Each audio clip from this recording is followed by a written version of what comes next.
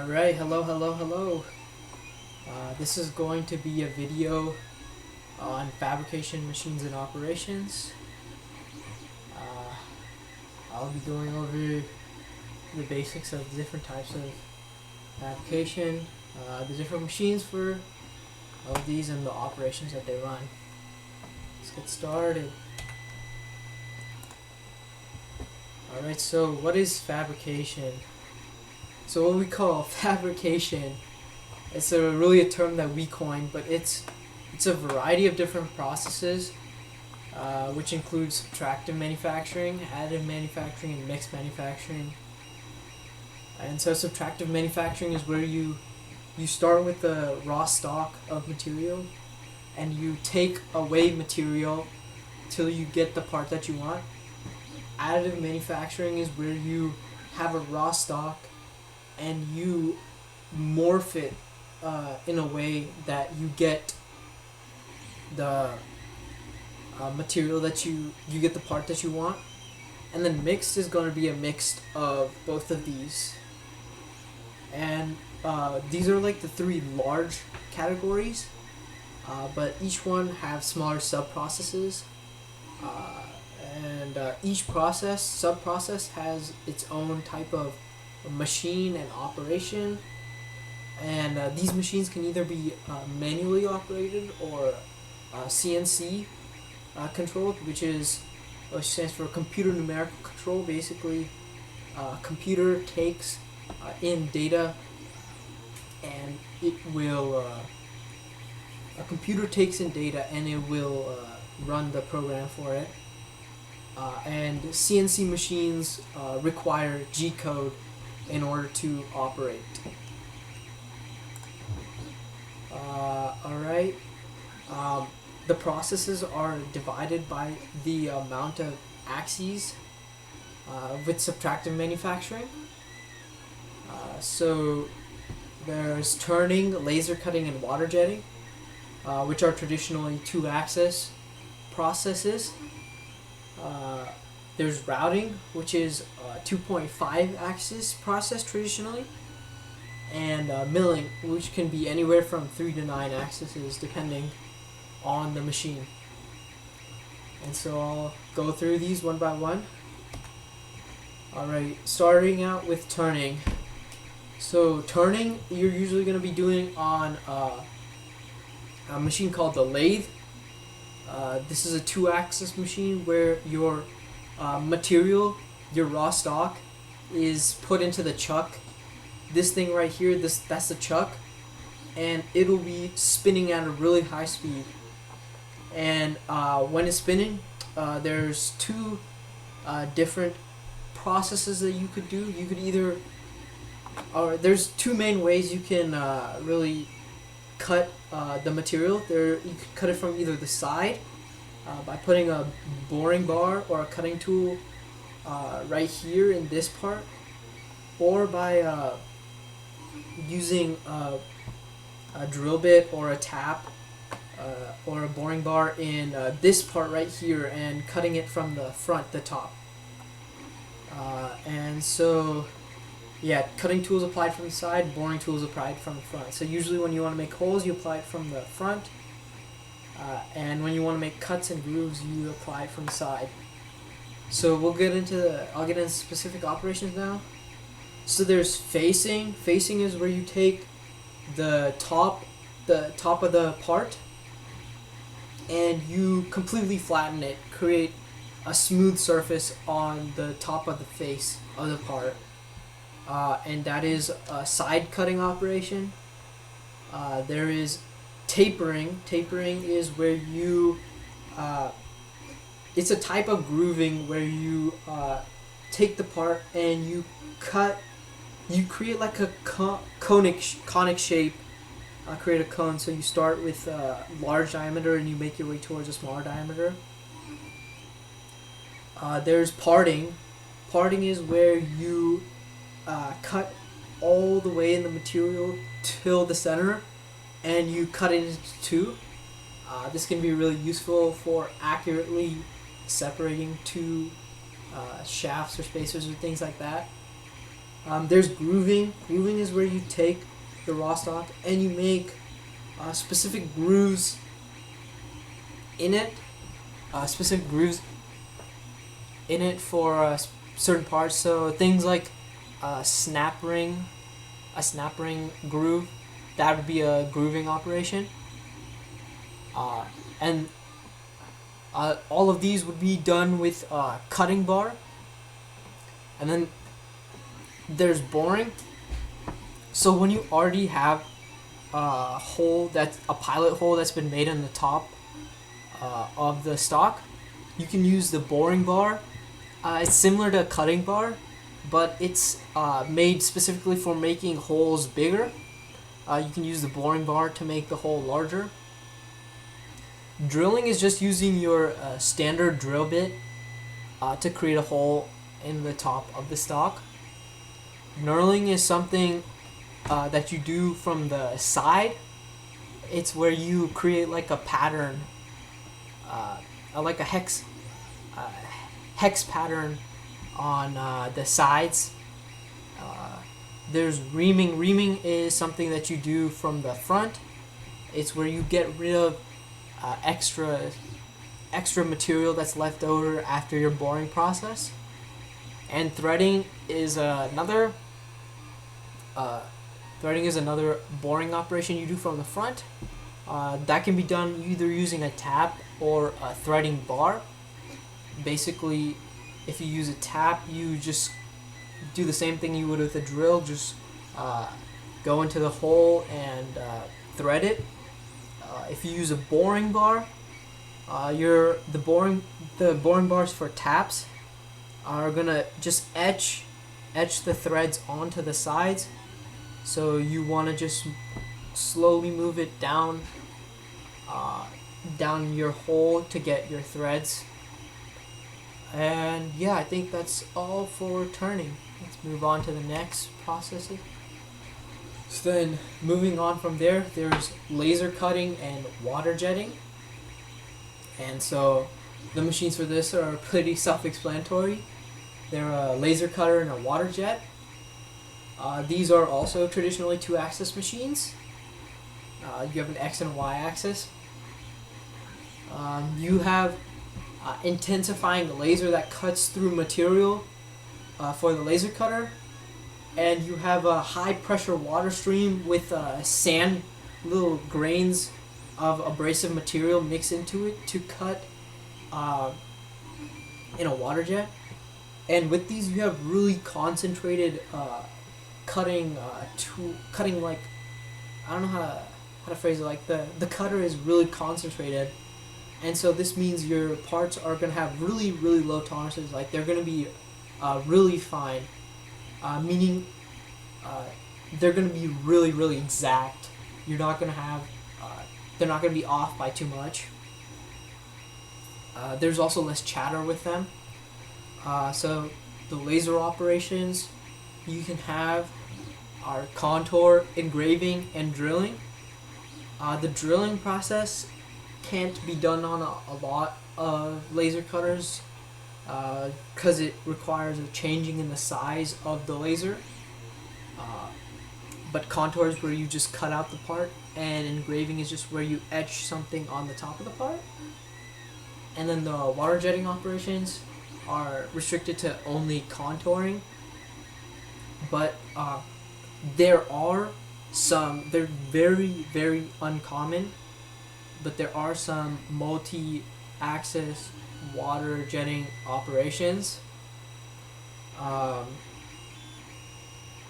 I think that is it for these two. We'll move on to routing. This is the one that our team 2976 uses the most. So the router is traditionally a 2.5 axis machine, and we call it a 2.5 axis because you can create different depth grooves using the router, but since it doesn't have an encoder, you can't really get those smooth upward transitions. You can't have any climbing transitions with the router, as well as you can't get any threading done with the router. But the operations are still pretty vast with the router. So you can get contouring, pocketing, and these are pocketing and adapting. They're only 2D pocketing and adapting. Pocketing and adaptive pocketing. You get drilling, which is where you use a drill bit to create holes. Boring, where you use an end mill to create holes. Facing, where you have this face tool. It's just like a really big end mill that just goes across, or like this really big cutting tool that just goes across the top of your stock and faces it to a specific height. And engraving, where you just etch something in. And so you can use an end mill. End mills they're like drill bits, but they're made specifically for cutting and moving in a direction, like left or right, whereas drill bits are made more for just moving up and down with cutting. There is face, which is just like this really big cutter that can take out a lot of material at once. And chamfers. So chamfering on a router, you have to use a specific operation. I think it's called 2D chamfering, and you have to use a chamfer tool. You can't use like an end mill to chamfer, because again, you do not have access to that encoder. And that brings us to our third subtractive machine, which is a mill. So mill is going to be, it's similar to a router where you have this really high-speed cutter spinning, but having an encoder allows it to have multiple axes of movement for the cutter. So depending on so you could have either like an arm for this spinner to move, your cutter to move around, or you could have the work holding where you keep your part move around, and you can only get a maximum of 9 degrees of freedom, 9 axes with a mill. And yeah, so the tools that you use for a mill are going to be end mills, drill bits, face and chamfer like the router, and then you have the addition of a tap. So because you have that encoder, you can thread material. And then moving on to the operations, you have contour. It's just normal cutting things out. These you have pocketing and adaptive pocketing again, but these are full 3D adaptive and pocketing, meaning you can go from steep to shallow surfaces. So like you can have a flat surface and you can curve it up to more more askew surface. And then you have drilling and boring and facing, engraving similar to the last, similar to the router. But you have a difference in tapering and chamfering. So you're able to do the same you're able to create the same conic shapes using the mill, as well as create chamfers using end mills because of that encoder, as well as you're able to thread again using taps because of that encoder. some key details to keep in mind for subtractive manufacturing. Depending on your depending on the operation that you're doing, you want to change and adjust your spindle speed accordingly. So more so the cutting operations, you usually want to have a really high RPM. With the drilling operations, you want to moderate in the middle range RPM. And with threading, depending on the TPI of the thread, you want to figure out the RPM that you want to go at for that tap or thread. Cutting feed rates and oh my bad, that should be a tooth feed rates, I believe. So cutting feed rate is going to be in inches per minute, and that's going to be the amount of material that you're removing per while the cut is going on. The cutting the feed per tooth is going to be the ratio of your IPM and your end mill size. So adjust that to accordingly to your operation.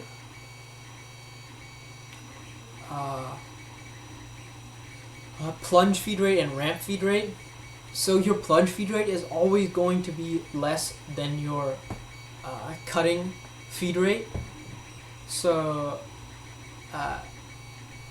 this is in order to avoid breaking your end mill, because when you're doing the cutting feed rate, you're taking out a lot less material per cut, whereas when you're plunging, it's the beginning of the cut. You're going to be taking out material at a much higher rate, and similar with the ramp feed rate, you're going to be taking out material at a much higher rate than the cutting feed rate. Not as high as the plunge feed rate, but you want to adjust that according to your operation as well. And then adaptive versus normal pocketing. So this one right here is an example of normal traditional pocketing. So in a process like this, you're going to have a different percentage of the tool touching the surface, meaning the tool is going to be, the ideal RPM for the tool is going to be different at different points of the surface, which is really bad for the tool, and it causes your material to chatter. Whereas the adaptive pocketing, you have one set percentage of the tool always on the surface, and so that is going to lead to you being able to stay at the same RPM throughout the operation, leading to less chatter and less wear and tear on the tool. And last thing to keep in mind is coolant and misters. So coolant is something very important that you should keep in mind with subtractive manufacturing operations, because when you have these cutters spinning at these really high speeds and going at these materials, you're going to have not only friction on the tool that's going to hurt the tool, but it's going to start melting the material that's coming off, and that's going to start bonding with your tool, and if too much gets on the tool, it's not going to be able to cut properly and it's going to break. So you always want to pay attention that the correct amount of coolant is always being applied. It's always be safe rather than sorry. Apply enough coolant to where you are not worrying about your tool breaking. And one of the things that we have on our router is a mister. This is a type of way we can apply the coolant, and that it just creates like a small haze of coolant, as well as sprays out pressured air, which blows the chips away from your tool. Alright, and then moving on to additive manufacturing. So this is going to be a lot more brief, but there's 7 different types of additive manufacturing processes defined by the different ways the material is applied. But the main one that we focus on in our team is fused deposition modeling, FDM. So that's where you take this material and you heat it up to a really high temperature, and then you start laying down layers of it. To create a 3D model. There's some restrictions to it, but most of the time you can get the geometries that you want using support structures, so on and so forth. The 3D printers that we use this process FDM, and they run on G-code, like any other CNC machine. And G-code is basically imagine taking the coordinate system and breaking it down into these. These machines run based off the Cartesian coordinate plane. So the G-code just sends a bunch of different coordinates to the machine, as well as it sends operations to do while it's moving. So that allows you to create these parts through just your computer. And then mixed manufacturing, which is not a process that is very common in not in an FRC, but it's basically where you have parts that are too unique to be made in using only one process. So you start by extruding the material and creating the part, and then you use subtractive to cut and remove all the extra that you don't need and finish off the part. That's it for this presentation, but one thing I forgot to cover in this is what is it called? Break. That's right.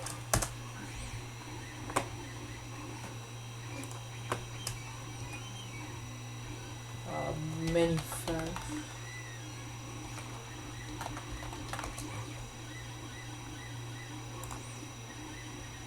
The whole.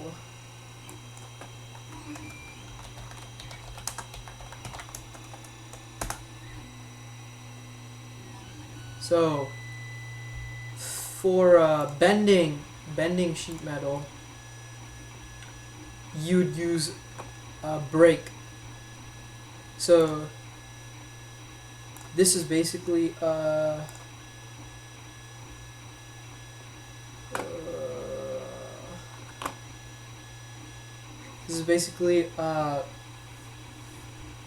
machine where you would have like sort of a template for the metal to be bent in, and then you have this metal presser that presses down against the material you want to shape to bend, and it will be bent into the shape that you want. And I'll add CNC brakes to the slideshow as well. But yeah, that just about covers it for manufacturing. Leave any questions if you have in comments. Right.